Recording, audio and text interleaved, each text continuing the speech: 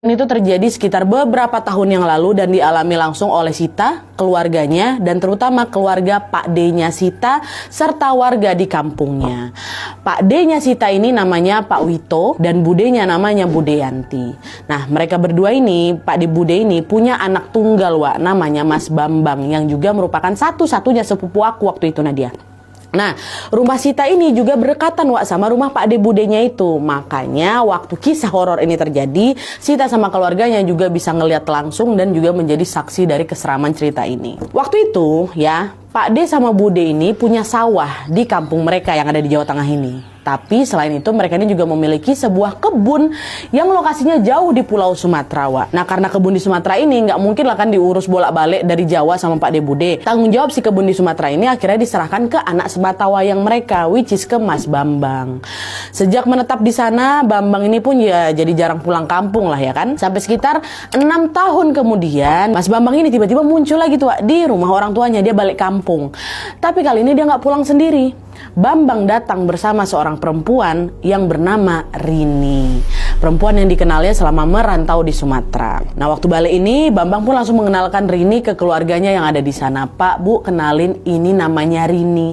Dia pacar saya. Kami sudah berencana mau menikah, Pak, Bu, mohon restunya. Kesan pertama yang didapat Pak D, Bude sama keluarga beberapa yang ada di situ, Wak, waktu ketemu Mbak Rini nih, untuk pertama kalinya memang baik dia, baik. Pembawaannya kalem, sopan, pendiam gitu loh. Karena itulah Pak Dewito dan Bude Yanti pun langsung jatuh hati sama Mbak Rini dan memberikan mereka restu.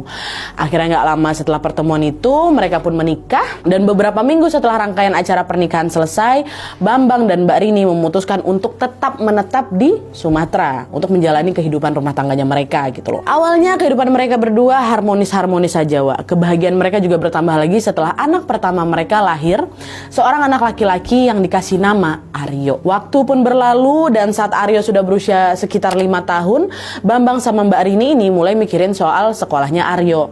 Masalahnya, Wak, rumah mereka yang ada di sana itu ada di kawasan pedalaman dekat kebun sawit.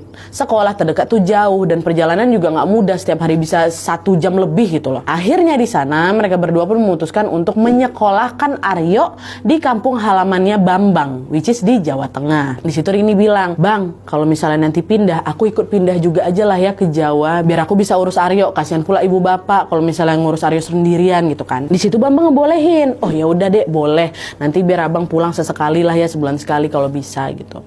Akhirnya betul, pindahlah Mbak Rini sama Aryo ini ke Jawa Tengah. Mereka tinggal di rumah Pak Dewito sama Bude Yanti. Bambang waktu itu tetap ke Sumatera, sesekali pulang